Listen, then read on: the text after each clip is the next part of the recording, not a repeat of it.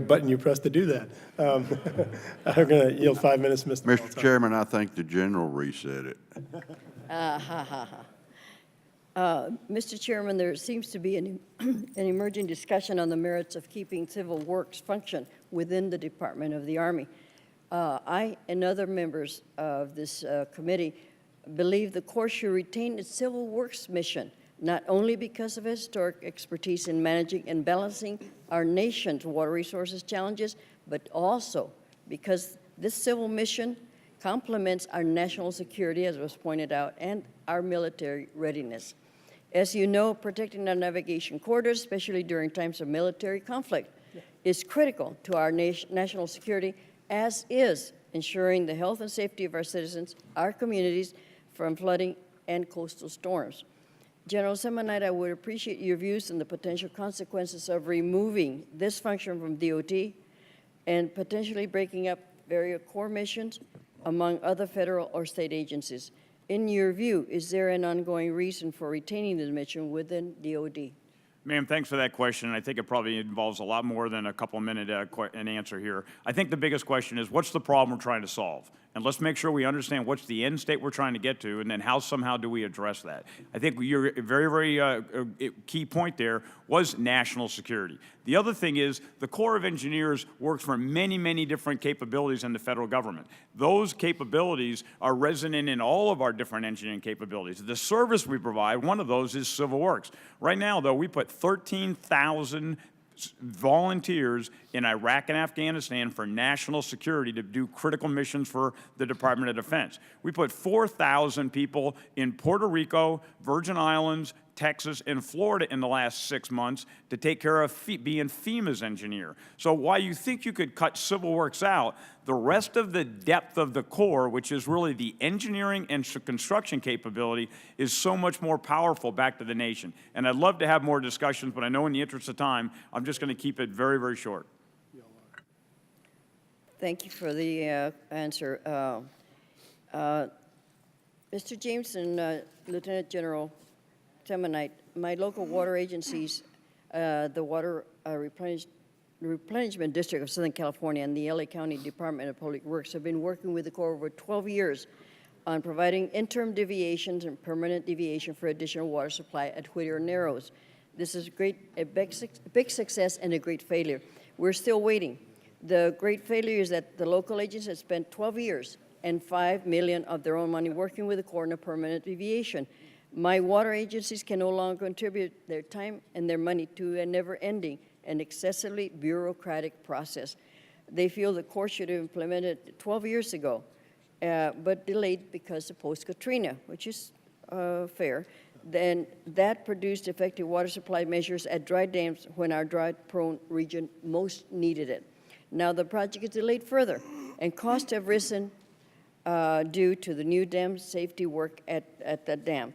And a recent U.S. Fish and Wildlife Service determination that millions of dollars in mitigation funds are needed for gnats, little old gnats. This all would have been avoided if the Corps had been committed to the project 12 years ago. Can you commit to us that when local water agencies are offering to give Corps money, like WRD, to work on projects that will address local needs, the Corps will work expeditiously on these projects? So, ma'am, let me answer. We are very committed to continue to look at where we can find more capability for water supply. You and I have talked about this. I've been to California. We're doing this on other dams right now. We are committed to continue to look at Whittier Narrows. The problem is that's a DSAC 1 dam. So we will have our analysis done by June 19th on how we're going to fix that dam.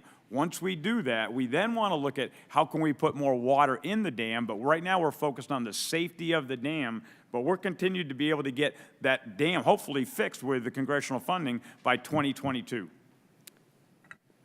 Is that a promise, a timeline? Ma'am, it's obviously dependent on budget, if the money comes. Again, the budget. Well, Section 1304 of the WIN Act directed the Corps to integrate and incorporate into the Corps dams in LA County seasonable operation for water conservation and water supply.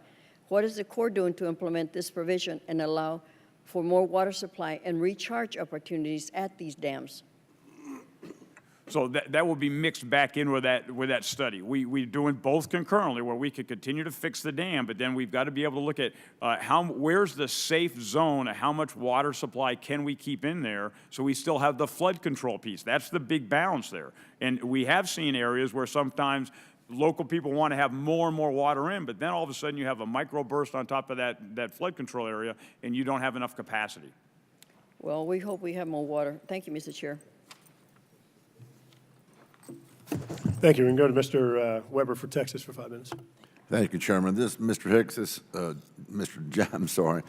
This is from Fred Hicks, Gulf Coast Water Authority, and this is about Lake Whitney in Texas, which is north of our district a little bit. And this is actually for both of you, Mr. James and Lieutenant General Semonite. My constituents at the Gulf Coast Water Authority are responsible for providing water supply for a number of municipalities, industrial plants, agricultural irrigation from my district, and those of actually several other members of Congress. This water supply comes from the Brazos River and from Lake Whitney, which is a core reservoir.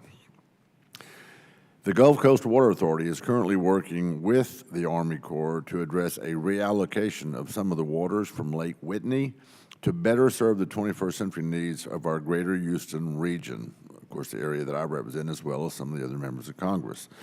This would be through the Corps' O&M budget and with 100% of the necessary funding provided by the Gulf Coast Water Authority. Now, we just went through one heck of a flood with Harvey, and so we had more water than we knew what to do with. But there will come times we'll have a drought, and we need to be able to reallocate some of that water from Lake Whitney, which has not been used to date. So I guess the questions for the both of you is, can we look forward to y'all's cooperation and participation working with the Gulf Coast Water Authority? And then who should we contact in your office to get this set up and get this ball rolling? Mr. James, I'll start with you. Yes, sir.